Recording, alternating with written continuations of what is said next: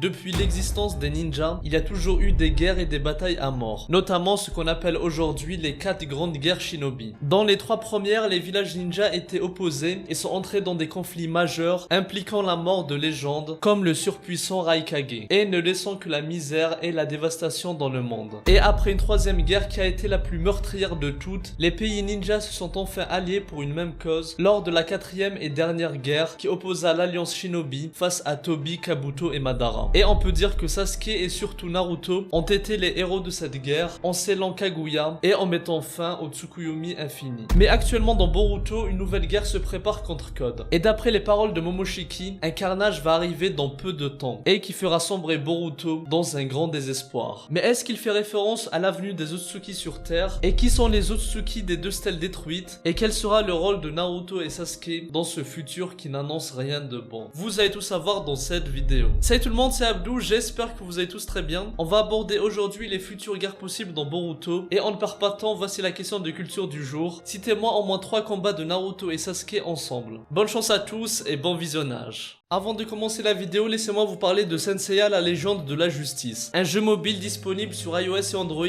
totalement gratuit. C'est le tout premier jeu RPG du manga culte Les Chevaliers du Zodiaque. On incarne Seiya en suivant l'histoire originale du manga. C'est-à-dire Seiya et ses potes qui tabassent des darons alors qu'ils ont 13 piges. Et perso, ce que je kiffe, c'est qu'ils respectent l'univers original. Comme la présence de tous les personnages iconiques du manga, comme Ikki ou Shiryu, qui sont représentés avec une 3D très qualitative. Et un gameplay très cool qui met en valeur les différentes compétences des personnages.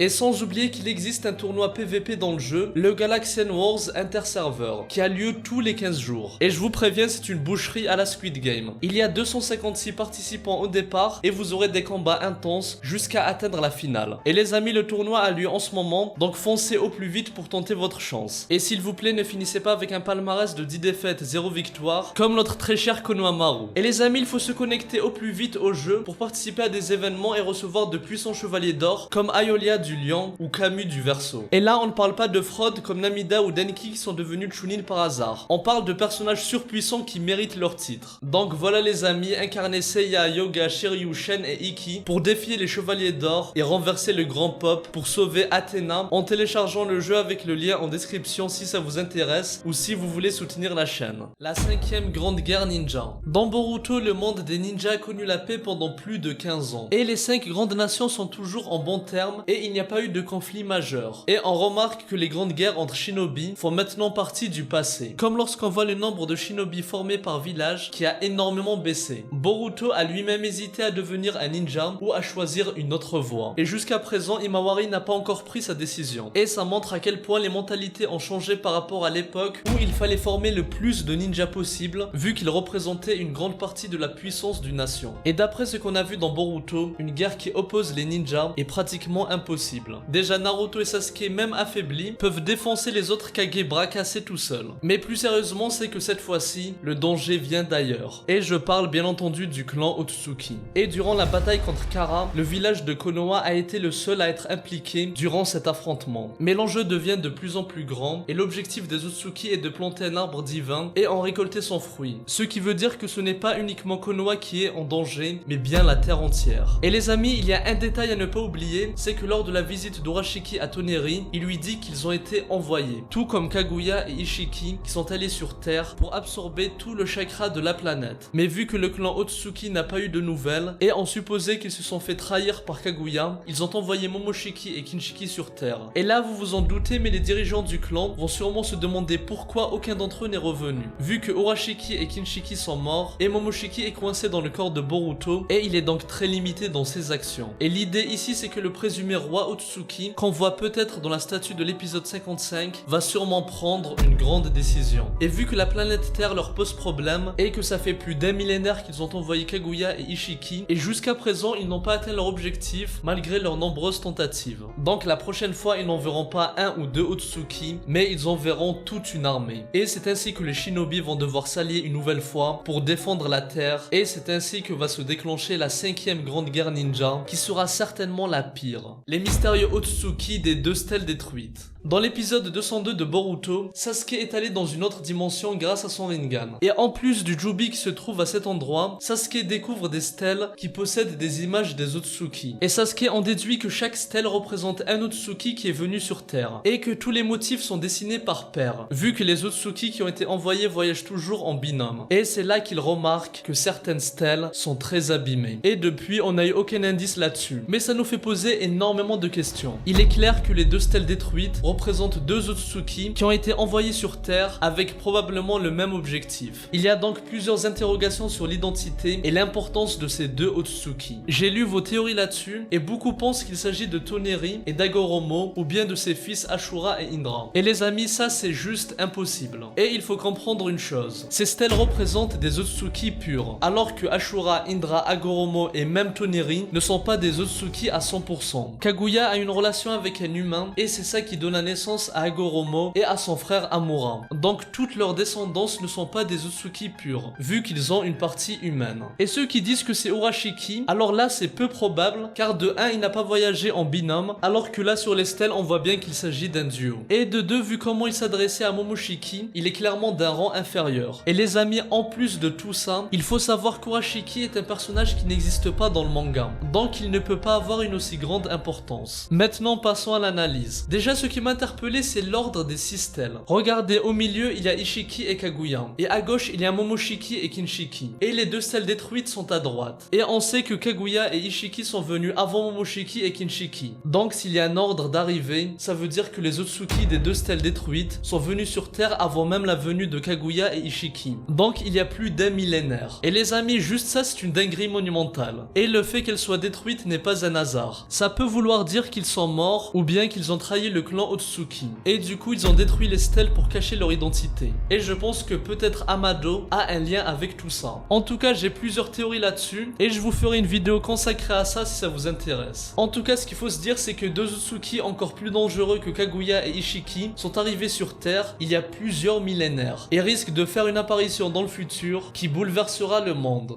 La guerre contre Code et le rôle de Naruto et Sasuke. Après la mort d'Ishiki, il reste une grande menace qui souhaite mettre fin à toute vie sur Terre, et il s'agit de Code, son fidèle serviteur et successeur. Et la prochaine guerre qui arrive aura sans doute Code comme principal antagoniste. Et ça sera le dernier acte majeur avant l'ellipse vers la deuxième partie du manga, qui mènera aux événements qu'on a vus dans le flash futur de l'épisode 1. Et durant cette guerre, Naruto et Sasuke vont sûrement avoir un rôle secondaire, vu que Code est un meilleur adversaire pour Boruto et Kawaki, surtout en termes d'écriture, vu que les trois personnages sont des humains qui sont devenus des Otsutsuki. Mais chacun le perçoit d'une manière différente. Pour Boruto, c'est une sorte de malédiction, vu qu'il risque de blesser ses proches en perdant le contrôle à cause de Momoshiki. Quant à Kawaki, il déteste le Kama et les Otsutsuki, mais il trouve que c'est un moyen d'acquérir une grande puissance et assez de force pour protéger Naruto. Et Code de son côté vénère les Otsutsuki et prend son rôle de serviteur très à cœur. Donc leur affrontement serait très intéressant. Et durant cette guerre, je pense que le principal adversaire de Sasuke sera Borushiki, vu qu'il essaiera de tenir sa promesse en tant que maître de le mettre hors d'état de nuire. Et Naruto affrontera l'armée de Jubi qui a été créée par Code. Sans oublier les problèmes que pourraient créer Amado, Eida ou Daimon. Et on verra la prochaine fois si Naruto et Sasuke ont un moyen d'éveiller à nouveau leur pouvoir ou si leur épopée est véritablement terminée. Voilà les amis, j'espère que ça vous a plu. N'hésitez pas à vous abonner pour ne rien rater. Je remercie encore Senseiya, la légende de la justice, pour m'avoir sponsorisé. Les amis, je le rappelle une dernière fois, foncez au plus vite dans le lien en description pour télécharger ce jeu légendaire. Et tout ça gratuitement. Bon, moi je vous dis à très bientôt et que la paix soit sur vous. Ero, Psy, Konkuro.